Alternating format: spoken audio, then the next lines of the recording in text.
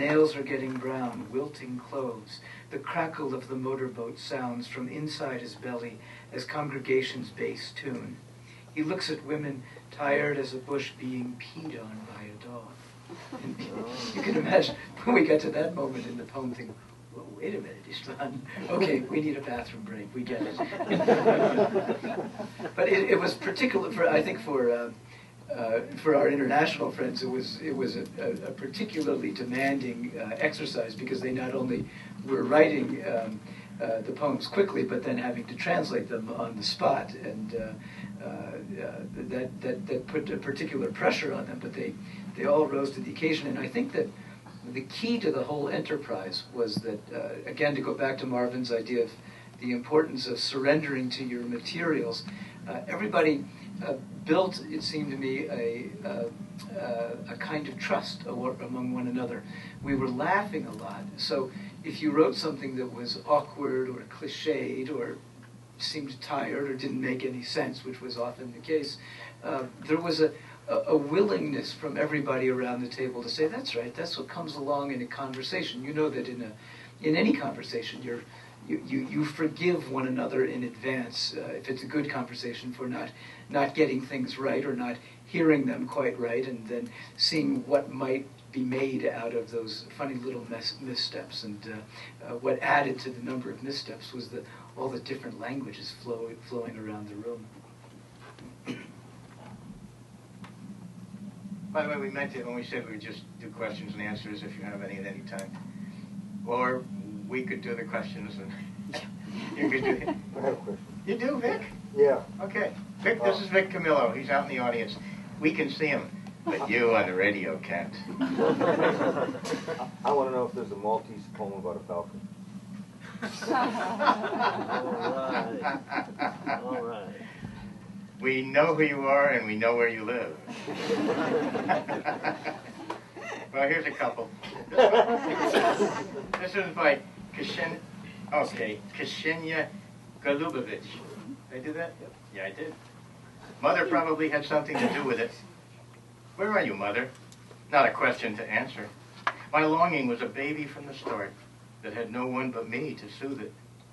To sense the dew of someone's presence, to feel that none will disappear into the cracks and crevices of the mind, which are as hurtful as those other tunnels into where are you, universe of doubt. Rilke said that Magdalena found in the desert the only one to meet her endless passion for endlessly giving herself away. Away she gave, and yet her gifts unwittingly resumed their course toward mind's perfection, begetting blessings where most she sinned. So people began to pick up on stuff, and it all came together. There's very different voices. I mean, Tomaz Salumun is, some people would say he was surreal. He's almost Dada. He's something in, is this good? He's in between surreal and Dada. He writes, I mean, we all write in a crazy furor, but boy, his furor is really furious. I mean, he goes off and writes a whole book in a week or a month or whatever, and then doesn't do any, and so forth. And he has a very different mind. I mean, you can't tell half the time if it coheres or not, but it's very interesting. They're all very different voices in here. And Tomaz's sense of surreal or the surreal or the Dada, I think, became our reason for including all kinds of stuff in poems. So here's one of mine from day 3. Now we are cooking with gas. Now, that's something my father used to say. He was an immigrant from Ukraine.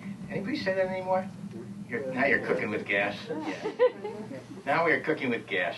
Shadows nudge dust bunnies. Death to the vapid salon. I mean, where'd that come from? Came from Tomaz, of course. Death to the vapid salon. Long live the salon of dusty millers and wine presses. I myself like to grind some literary theories into the grape sap to see if they're edible when drunk.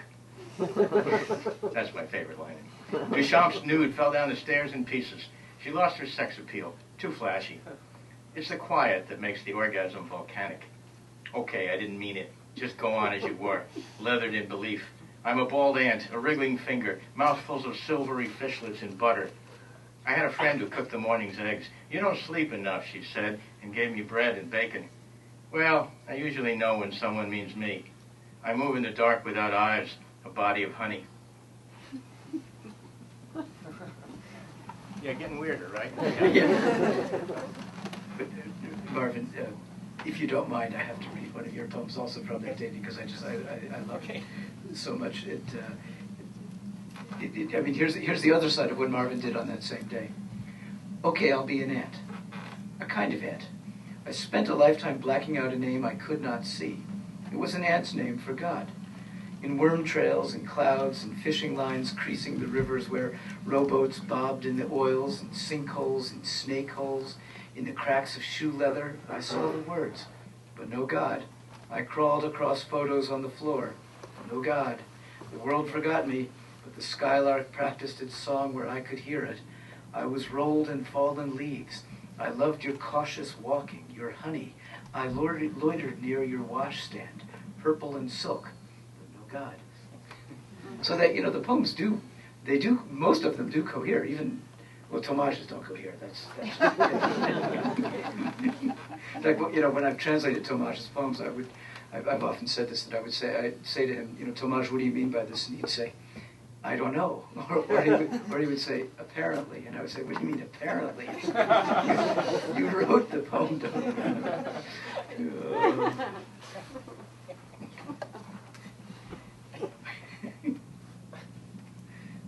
Okay, well, here's the Tomaz poem from the fourth day.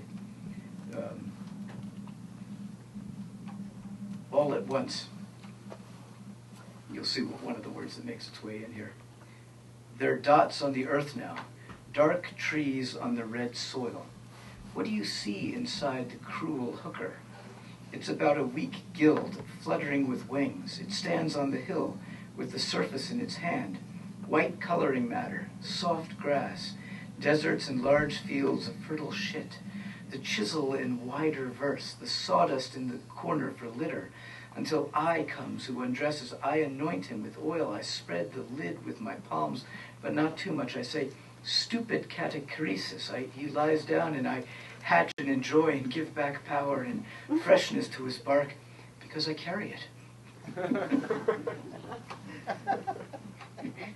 and then here's from Simone. In the beginning there were grapes, then the word.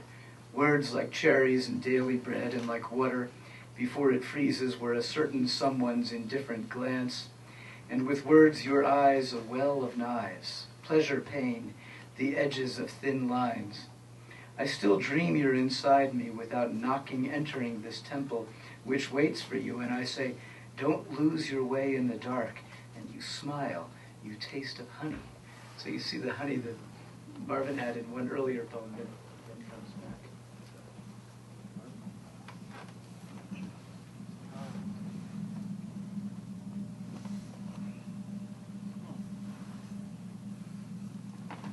Let's see, who have we left out here? Have we left anybody out? Anybody want to ask anything at this point?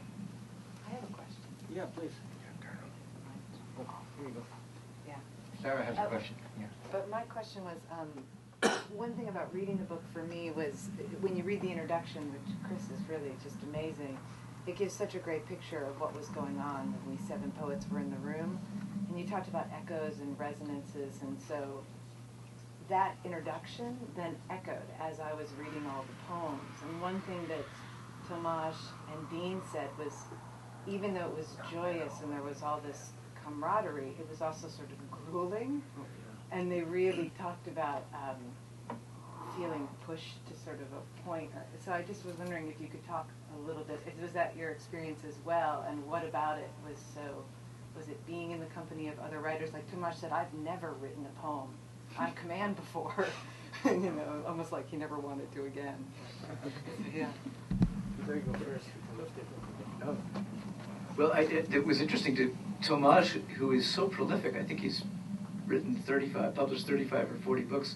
It was surprising to hear that he, as he said, he'd never written anything between 1 and 3 in the afternoon, and or on command. And but because one thinks with Tomaz that he's actually sort of always being commanded by the language to write things.